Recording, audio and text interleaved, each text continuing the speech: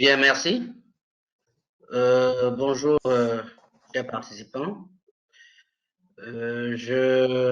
Mon exposé va s'articuler sur les enjeux d'aménagement des pêches en République gabonaise. Donc, sur la thématique de la gestion des ressources halieutiques au Gabon, quels sont les enjeux en matière d'aménagement?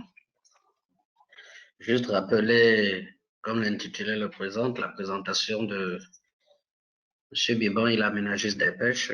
Je suis à la direction générale des pêches et de l'aquaculture, en même temps attaché de recherche au laboratoire d'hydrobiologie de l'IRAF, où dans le cadre des activités de recherche, nous avons eu à travailler sur la crevette côtière, le travail qui nous a amené à avoir la reconnaissance du Sénarest par rapport à ces travaux-là. Donc, cela dit, ma présentation, comme le dit, le plan de l'exposé sera fait de la manière suivante. Nous allons juste faire un petit rappel du contexte, en fait, de l'aménagement au Gabon, rappeler les dispositifs institutionnels, donc présenter effectivement les enjeux d'aménagement des ressources halieutiques au Gabon et évidemment terminer par des perspectives en matière de ces aménagements-là.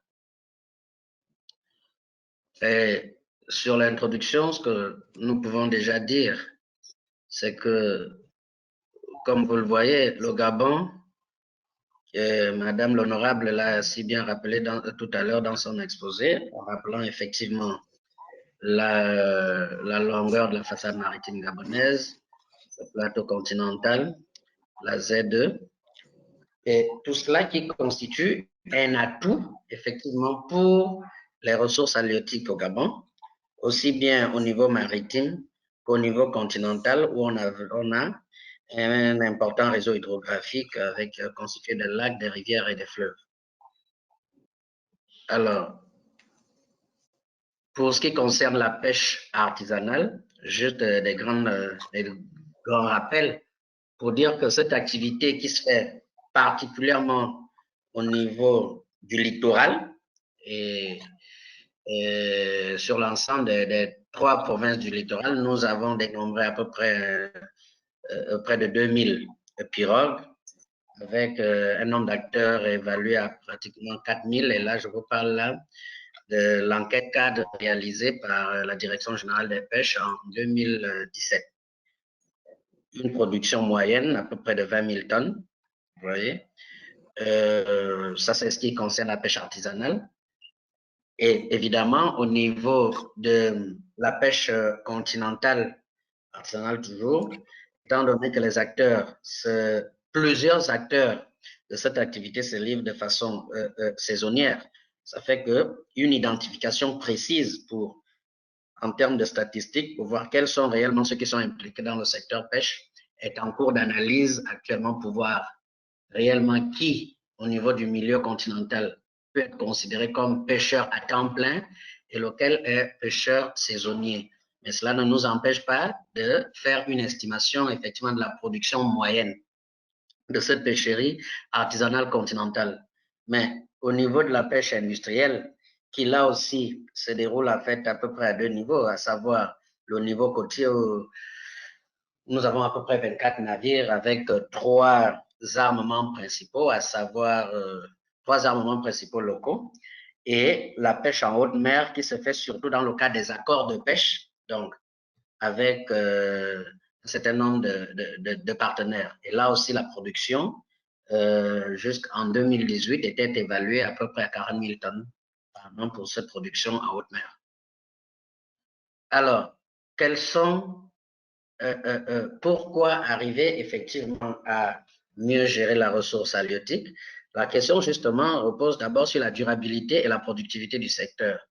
Cette durabilité et productivité, bien évidemment, qui sont menacées par un certain nombre de facteurs, parmi lesquels la dégradation ou la perte d'habitat, parce qu'effectivement, le fait d'intervenir dans le milieu marin sans pour autant effectivement respecter les mesures d'aménagement contribue à la dégradation il y a la perte d'habitat, la surexploitation des ressources halieutiques, d'où il est important pour nous, effectivement, de voir d'abord le potentiel halieutique qui existe et de voir quelle est la pression qu'on peut exercer sur cette cette ressource afin que son exploitation soit durable. Même si, effectivement, cette question de la surexploitation des ressources halieutiques se pose même au niveau mondial, d'où la FAO recommande au pays un certain nombre de dispositions, parmi lesquelles la prise en compte ou la réserve, la prise en compte des aspects, des enjeux de protection et de conservation. Nous verrons ça plus loin dans la présentation. Il y a également les aspects de pollution, auxquels d'ailleurs faisait également allusion Madame l'Honorable tout à l'heure. Il y a la pêche INN. La pêche INN, c'est un jargon de la FAO signifiant la pêche illicite, non réglementée, non contrôlée. Ça signifie qu'il y a il y a un certain nombre d'acteurs, il y a un certain nombre de bateaux qui s'adonnent à l'activité de pêche dans des pays sans être identifiés, sans être immatriculés, utilisant des techniques interdites. Et là, à ce moment, le Gabon, depuis quasiment 5 ans, est vraiment lancé là-dessus, à travers la Direction générale pour la lutte contre cette pêche INN. Il y a évidemment les changements climatiques également, et je suppose que mais ce qu'ils vont présenter après moi vont certainement revenir aussi dessus, les changements climatiques qui amènent par exemple sur l'augmentation de la température de l'eau qui va justement avoir une influence sur le processus biologique de certaines espèces par rapport à leur mode de reproduction. Donc, tous ces aspects-là qui concourent, qui doivent être pris en compte pour effectivement la durabilité de l'exploitation. Alors, ce qui concerne le dispositif institutionnel et réglementaire, nous rappelons que effectivement le gouvernement gabonais a pris un certain nombre de mesures pour relancer, pour réorganiser le secteur. Et ces mesures sont passées d'abord par la création du Conseil national de la mer, qui est cet organe-là justement qui justement centralise les différentes interventions, les interventions de l'État en mer afin de coordonner toutes les actions pour un but, pour ce qui concerne la pêche de gestion durable de les ressources. Ensuite, il y a eu le décret 373 qui réorganise la direction générale des pêches et qui crée justement au sein de cette direction générale un certain nombre de directions techniques pour effectivement accentuer, pour réorganiser l'action du ministère en charge de la pêche en mer. Il y a la signature d'un certain nombre de partenariats en matière de surveillance. Tel est le cas, nous venons de boucler cette année l'opération Albacore. Albacore, justement, qui est un partenariat entre le ministère en charge de la pêche, le ministère de la Défense nationale et l'ONG Sea Shepherd, qui est une ONG justement qui lutte contre la pêche INN au niveau du monde entier. Et justement, cette ONG-là a signé un partenariat avec le Gabon pour lutter contre la pêche INN au niveau de nos côtes. Alors, au niveau des missions de la DGPA, évidemment, on le rappelait tout à l'heure que cette direction générale a pour mission première de concevoir et de suivre la mise en politique des politiques publiques du gouvernement en matière d'aquaculture et de pêche, et en collaboration avec les autres services compétents, d'élaborer et de veiller à l'exécution des politiques sectorielles, de proposer et de faire appliquer toutes mesures relatives à la mise en œuvre des stratégies en matière d'aménagement des ressources halieutiques. Tel est par exemple le sujet qui nous intéresse ce matin, c'est-à-dire que la Direction générale des pêches a, entre autres, comme mission de proposer et de mettre en œuvre les politiques, toute la stratégie en matière d'aménagement des ressources halieutiques, avec en ligne de mire la gestion durable des dites ressources. Également pour mission, effectivement, de faire évoluer périodiquement les potentiels halieutiques. Évidemment, pour aménager la ressource, il faut d'abord bien la connaître. Donc, c'est pour cela que la DGPA a également pour mission d'évaluer périodiquement les stocks halieutiques disponibles, enfin, les stocks halieutiques afin de voir quels sont les stocks disponibles et quels sont les stocks exploitables. Et c'est à partir des stocks exploitables qu'elle va effectivement délivrer des titres d'accès à cette ressource-là. C'est pourquoi, justement, cette évaluation est nécessaire et importante de façon périodique. Alors, au niveau du cadre réglementaire, nous rappelons que l'activité de pêche au Gabon est régie par la loi 15/2005 du 8 août 2005 portant code des pêches et l'aquaculture en République gabonaise. Donc, c'est la loi qui, effectivement, organise, qui définit, organise et réglemente l'activité de pêche et de l'aquaculture en République gabonaise. Et cette loi a comme texte principal, parce qu'avant la prise de cette loi, c'est effectivement le décret 62 du ministère en charge des eaux et forêts qui réglementait l'activité de pêche au Gabon. Mais après la loi 15/2005 du 8 août 2005 portant code des pêches et de l'aquaculture, le texte d'application qui est venu effectivement en matière de mise en œuvre de cette loi, c'est le décret 579 du 30 novembre 2015 qui fixe les modalités et conditions d'exercice de la pêche au Gabon. Ce décret, qui est le principal et pour l'instant le seul texte, le principal décret d'application de la loi 15, regroupe justement un certain nombre un ensemble de mesures et de dispositions en matière de ressources halieutiques. Et une de ces mesures, un de ces pans, c'est particulièrement l'aménagement des pêches. L'aménagement des pêches qui, dans le code des pêches, est défini à partir du décret de l'article 12, article 12, 13 et 14 de la loi, qui parle justement de l'aménagement des pêcheries en République gabonaise. Et pour ce qui concerne le décret 579, c'est particulièrement l'article 62 et 63, 64 particulièrement, qui reviennent de façon détaillée sur la politique, les mesures d'aménagement et les actions à mener par l'administration des pêches et ses partenaires en matière d'aménagement des ressources halieutiques en République gabonaise. Alors, après, effectivement, ce rappel en matière du cadre institutionnel et réglementaire, nous arrivons justement aux enjeux d'aménagement des ressources halieutiques aujourd'hui. Quels sont les enjeux pour cette activité d'aménagement? Alors, ces enjeux, comme on le dit, on peut les situer de plusieurs ordres. C'est d'abord pour la gestion des ressources halieutiques. Au niveau de cette gestion de l'halieutique, nous avons l'obligation, à partir de la loi, de garantir une pêche durable, d'assurer la sécurité alimentaire. C'est pratiquement les deux principales missions de la Direction générale des pêches, enfin les deux principaux enjeux. Les deux principaux enjeux, à savoir garantir la sécurité alimentaire des produits issus de la pêche et garantir également la pêche durable, de sorte qu'il y ait la pêche aujourd'hui, demain et après-demain. Tels sont effectivement les enjeux d'aménagement, d'où les actions que l'administration en charge des pêches mène depuis quasiment une dizaine d'années pour garantir, pour atteindre en fait ces objectifs. Et pour y arriver, effectivement, il a été arrêté par les responsables de l'administration des pêches deux types de zones pour garantir effectivement la pêche durable et la sécurité alimentaire. La Z2 gabonaise a été définie en plusieurs zones. Et de ces zones, il y a ces zones obéissaient à deux types. C'est-à-dire, nous avons d'une part les zones de protection et conservation et d'autre part les zones d'exploitation.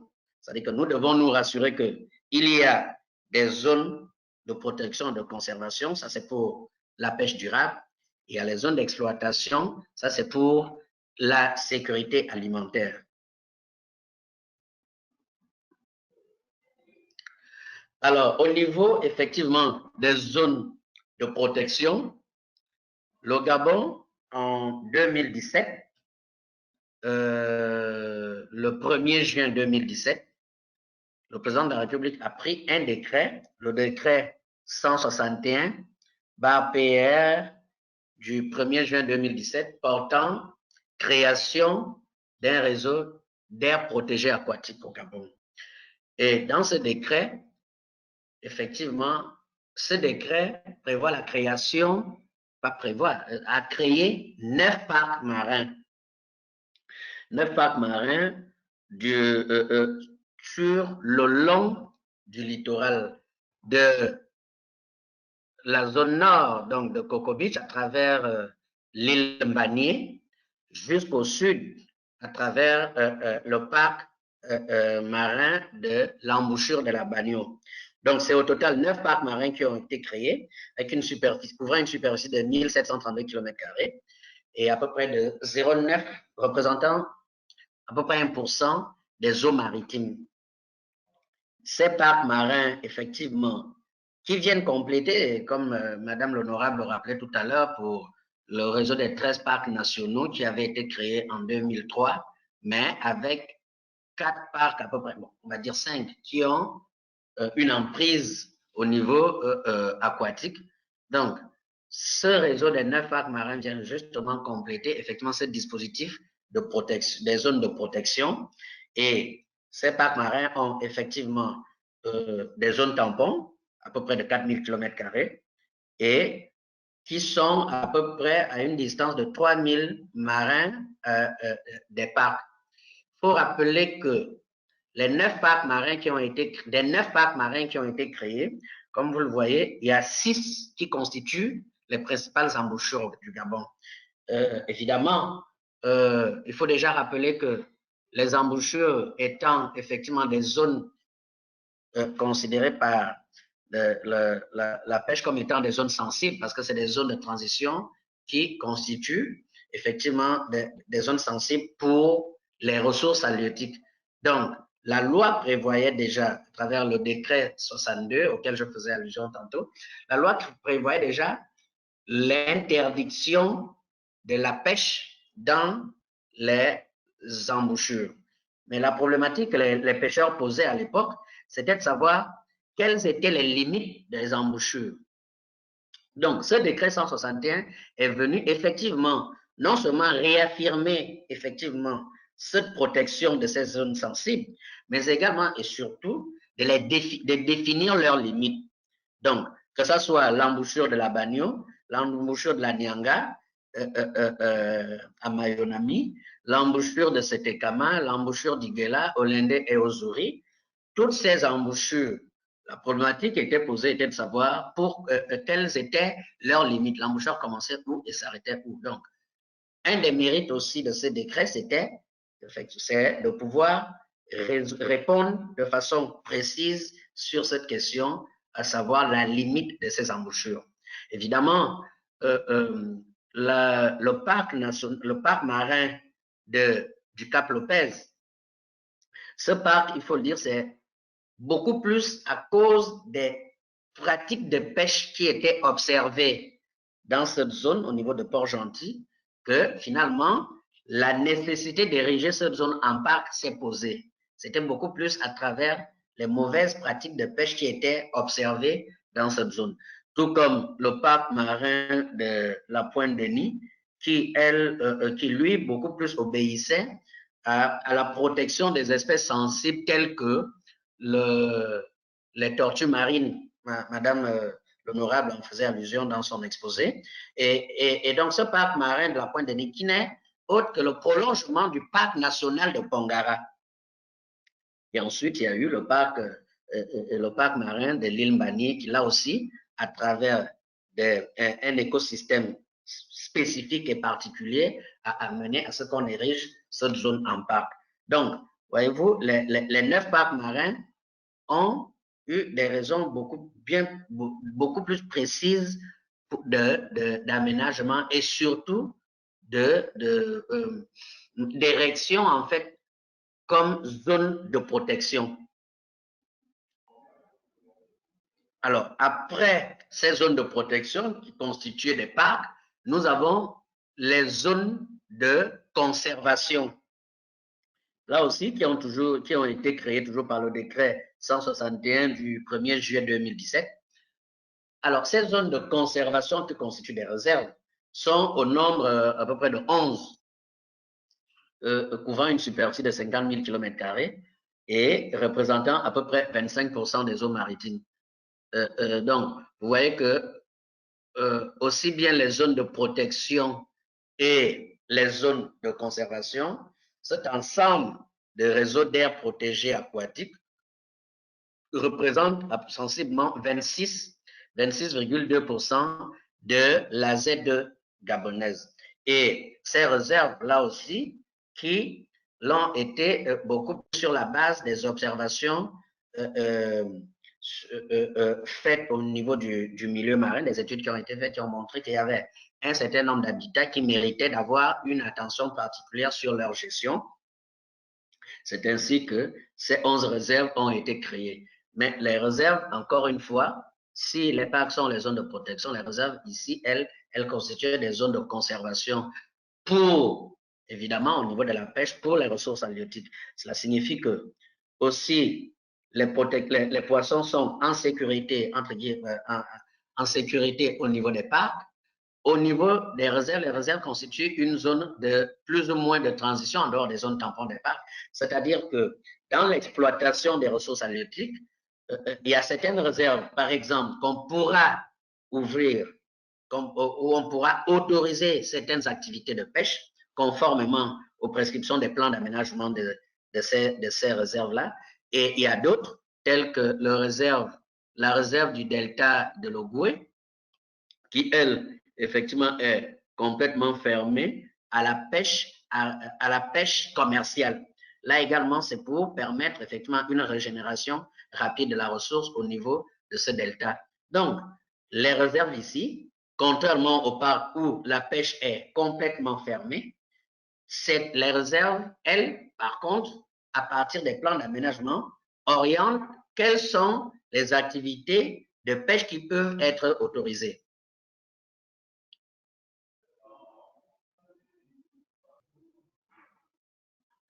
Alors, après, effectivement, ces zones de protection et zones de conservation, la question est de se dire, est-ce qu'on protège seulement, est-ce qu'on conserve seulement, est-ce qu'on n'exploite pas? D'où, effectivement, les zones de pêche qui, elles, d'abord, dans un premier temps, sont créées par le décret 579 à partir des articles 53, chapitre 4. Alors, ce décret, si vous voulez, crée les zones de pêche suivant le type, suivant la distance à la côte. C'est ainsi que dans ce décret 579, effectivement, on va vous dire qu'il y a 5 zones de pêche au Gabon. Ce décret parle de 5 zones de pêche au Gabon, à savoir la première zone qui est constituée des rivières, fleuves et lacs, lagunes. Donc, les eaux continentales jusqu'aux embouchures. C'est ça la première zone de pêche, conformément à la loi. Et juste pour rappel, c'est une zone dont l'activité de pêche est interdite aux non-nationaux. C'est toujours bien de rappeler cela parce que souvent, on a observé que dans certains coins, il y a, soit pour des raisons sociales, on observe la pratique de la pêche dans certaines lagunes, dans certains lacs par des non-nationaux. La loi, donc le décret 579, interdit l'activité de pêche aux non-nationaux dans les eaux intérieures. Donc, les rivières, les lacs, les fleuves, jusqu'aux embouchures. Ensuite, il y a la deuxième zone de pêche qui va des embouchures à une distance de 6000 nautiques, de 0 à 3000 nautiques à la mer. Cette deuxième zone de pêche, qui, elle, est autorisée, qui est réservée à la pêche artisanale, la pêche industrielle est interdite, à la pêche artisanale, mais là, vous avez les nationaux et les non-nationaux qui peuvent exercer leur activité de pêche artisanale dans cette zone, donc en deuxième zone. Ensuite, vous avez la troisième zone qui part de la limite de la deuxième zone à une distance de 6000 nautiques, en mer donc de 3 à 6000. Là, vous avez la pêche industrielle qui peut être, mais uniquement par des navires battant pavillon gabonais. Vous avez la zone de la limite de la troisième zone de 6 000 nautiques jusqu'à 12 000 nautiques. Ça, c'est la quatrième zone de pêche. Là, c'est effectivement les bateaux battant pavillon étrangers et nationaux qui peuvent opérer. Ensuite, vous avez la cinquième et dernière zone de pêche qui est à partir des 12 000 jusqu'à la limite de la Z2, qui, elle, normalement, cette zone est réservée à l'activité de pêche tonnière. Donc, voilà à peu près comment le décret 579 définit les zones de pêche. Or, cette définition ne permet pas une gestion rigoureuse en fait de la ressource, c'est-à-dire un suivi technique de l'exploitation de la ressource. Ça veut dire quoi? Quelqu'un, je prends un exemple, quelqu'un qui est installé, un pêcheur artisan qui est installé à Mayumba, avec son autorisation de pêche, il est libre. Son autorisation de pêche lui permet, par exemple, de venir pêcher à Libreville. Ce n'est pas proscrit tant qu'il reste en deuxième zone. Par exemple, si c'est un non, un non gabonais. Or, pour nous, au niveau des aménagements sur l'évaluation de stock, ça va être difficile d'apprécier effectivement l'effort de pêche déployé sur la ressource. C'est pour cela que lors du décret, la prise du décret 161 sur la création des aires protégées aquatiques, donc la création des zones de protection et de conservation, parallèlement, on doit créer également les zones d'exploitation. Et dans ces zones d'exploitation, avant la diapo suivante peut-être. Voilà. Et dans ces zones d'exploitation, nous avons effectivement, d'une part, les zones de pêche communautaire. Les zones de pêche communautaire, c'est quoi? Ce sont les zones de pêche réservées à la pêche artisanale. Ce sont des zones où on ne tient plus compte de la nationalité de l'acteur, mais on tient compte simplement de la ressource disponible dans cette zone et donc de la pression, de l'effort de pêche admissible. À ce niveau, nous proposons la création, il est prévu la création de 6 zones de pêche communautaire, comme vous les voyez sur la carte. La première zone de pêche communautaire étant celle que nous avons appelée la zone communautaire de pêche de la baie de Corisco. En fait, sur la carte, c'est zone de pêche communautaire de Coco Beach, mais en réalité, l'appellation exacte, c'est la zone de pêche communautaire de la baie de Corisco, qui regroupe à peu près l'ensemble des pêcheurs de la ville de Coco Beach, de ses environs, et les acteurs, les pêcheurs de la zone nord de Libreville. La zone nord qui est composée particulièrement des pêcheurs d'Amboé, pour ceux qui connaissent un peu Amboé, Bac Aviation, Cap Esterias, et même, oui, Bac Aviation, Aquiliba, etc.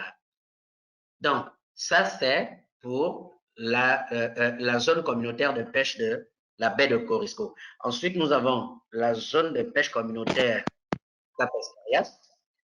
Et là également, c'est l'ensemble des pêcheurs de Libreville Nord. Ensuite, vous avez la zone de pêche communautaire de l'estuaire du Como. Alors, à ce niveau, une attention justement particulière a été mise par rapport au décret 579 auquel je faisais allusion.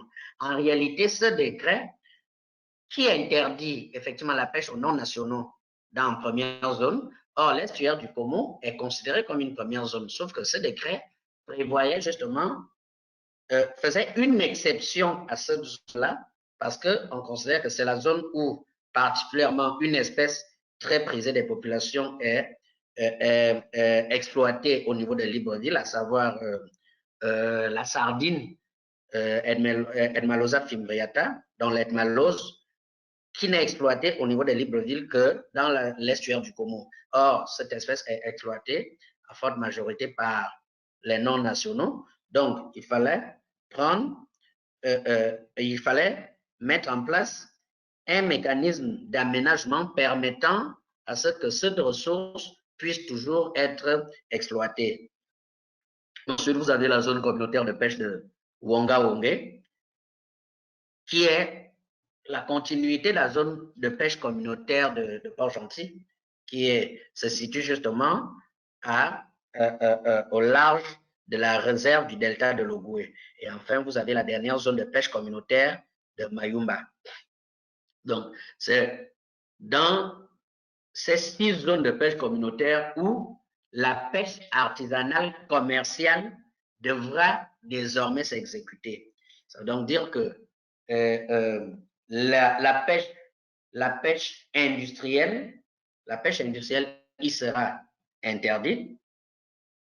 La pêche artisanale commerciale sera autorisée conformément aux plans d'aménagement qui vont être élaborés et lors de cet atelier, justement, les consultations des populations pour les mesures techniques de ces zones d'exploitation sont en cours.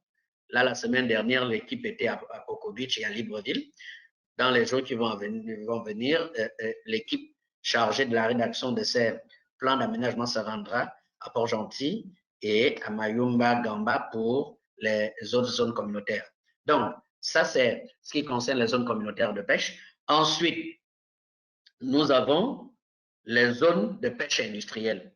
Là également, nous avons 5 zones de pêche où il y a une zone au large de Cap Esterias, une zone de pêche industrielle, une zone de pêche industrielle, la zone de pêche industrielle côtière, qui est là au niveau, qui se situe entre la pointe Gomé et le nord du Cap Lopez. Donc, une zone qui est exclusivement réservée à la pêche crevettière et une zone d'ailleurs qui fait l'objet d'un plan d'aménagement qui a été adopté par le gouvernement en 2013. Et juste au large de cette zone communautaire, de cette zone crevettière, vous avez la zone de pêche saisonnière. Là aussi, c'est une zone de pêche industrielle. Saisonnière, pourquoi? Parce que tout dépendra effectivement des engins qui vont être définis pour ces zones-là et également la période par rapport à la migration. Si vous voyez, c'est une zone qui se situe au large du parc marin de la Pointe-Denis. Or, cette zone-là constitue plus ou moins un couloir de migration, par exemple des tortues marines, qui, encore une fois, sont une espèce intégralement protégée au Gabon. Ensuite, vous avez la zone de pêche industrielle au sud, qui, là, est une zone justement réservée à la pêche industrielle côtière. Et enfin, vous avez la zone industrielle de pêche pélagique. Ce que vous voyez, ZPI pélagique, en fait, c'est une zone qui est réservée à la pêche tonnière. Donc, ce qu'on appelait la zone de pêche pélagique. Donc, vous voyez, dans cet ensemble-là, le découpage de la Z2 gabonaise. Ce découpage qui prévoit, comme on le disait tantôt, les zones de protection de conservation, parcs marins, réserves, et les zones d'exploitation des ressources halieutiques. Parce qu'il faut rappeler que l'ensemble des réserves, peut-être que nous ne l'avons pas dit un peu plus haut, l'ensemble des réserves que vous voyez prennent également en compte les différents sites d'exploitation pétrolière. Donc, tous les sites pétroliers sont déjà contenus, sont dans les réserves halieutiques. C'est pour cela que dans les réserves, c'est pour cela que vous voyez qu'il y a les réserves, il y a certaines réserves aquatiques où la pêche est quasiment interdite et d'autres, peut-être, où il n'y a pas d'installation pétrolière, la pêche sera autorisée peut-être, mais suivant certaines techniques. Ça veut dire que les filets, par exemple, les chaluts, pourront être interdits dans ces espaces-là, mais par exemple les palanques ou autres techniques qui ne permettent pas, qui ne constituent pas un risque pour les installations pourront être autorisées. Vous voyez que les zones de pêche pélagique couvrent une superficie quasiment de 121 000 km².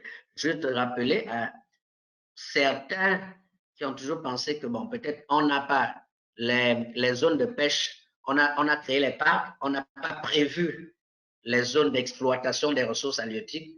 Oui, nous avons créé les parcs, nous avons créé les réserves, mais nous avons également les zones d'exploitation des ressources halieutiques.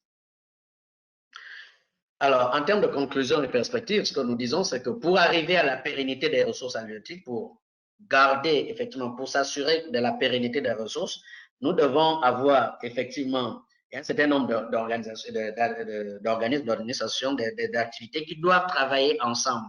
C'est le cas de la recherche scientifique, qui permettra, par exemple, à la connaissance biologique et à l'écologique des espèces, à la connaissance des espèces à forte valeur ajoutée, c'est-à-dire que les études scientifiques, la recherche scientifique doit pouvoir amener, doit pouvoir permettre à la DGPA d'avoir un outil sur la définition des mesures, des meilleures mesures de gestion et sur la délivrance des titres par quota. Parce que l'objectif final, c'est celui-là, c'est de se dire que dans une zone donnée, voilà le quota des titres de pêche à délivrer.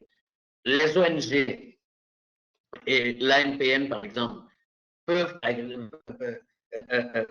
contribuer à la bonne mesure, à la définition des bonnes mesures de protection et de conservation, contribuer à la bonne gestion des AMP, donc des aires marines protégées, et également permettre à ce que les actions d'aménagement et de conservation puissent avoir un impact sur la pérennité de la ressource. Pérennité de la ressource qui passe par les bonnes pratiques de pêche, sur l'abondance des ressources halieutiques, sur la diversité des ressources et sur une bonne productivité. Sur ce, je vous remercie de votre attention et je suis à votre disposition pour d'éventuelles questions et précisions. Merci.